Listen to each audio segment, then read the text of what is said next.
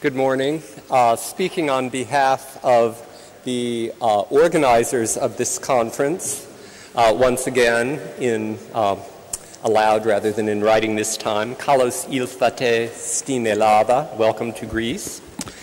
And on behalf of those of us who have come to Greece, thanks once again to the administration of the University of Athens for the distinguished doctoral ceremony and very handsome reception honoring Professor Jerome McGann, and thanks to the personnel of the National Historical Museum, particularly the president, Mr. Tsamados, and the secretary, Mr. Mazarakis Enyan, for allowing us the use of this extremely handsome and historic chamber, and for assembling for our benefit this amazing array of venerable Byronic objects. It's awesome. The session this morning will fall into two parts. First will be a lecture, which I'm momentarily going to introduce.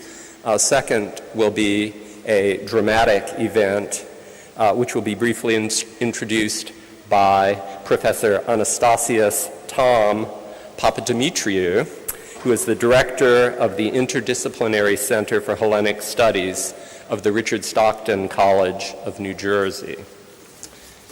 But now to introduce the morning's lecturer, who certainly doesn't need an introduction, though his eminent career deserves one. William Sinclair is probably best known in Greece for his book, Lord Elgin and the Marbles, first published in 1967 and regularly updated, revised, and added to, most recently in the edition of 1998. I think it's fair to say that since it first appeared, Lord Elgin and the Marbles has been regarded as the most authoritative account of its topic, and it has had profound effect on debates about the nature of cultural properties.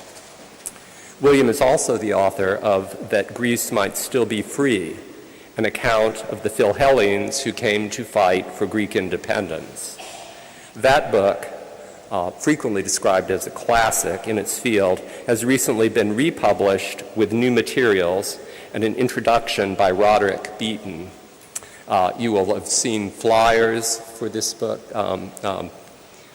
this morning, and it can be read free online.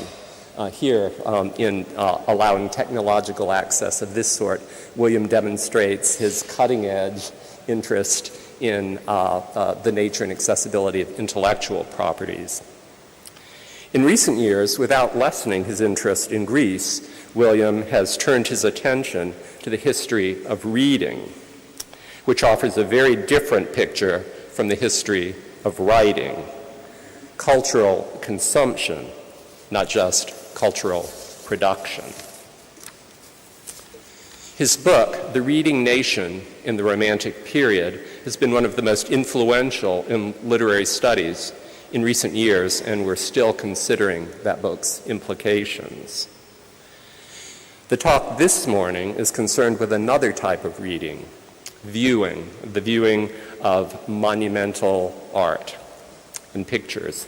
The title of William Sinclair's talk, Venerable Monitors, Viewing the Acropolis of Athens in the Age of Byron. Please join me in welcoming William Sinclair.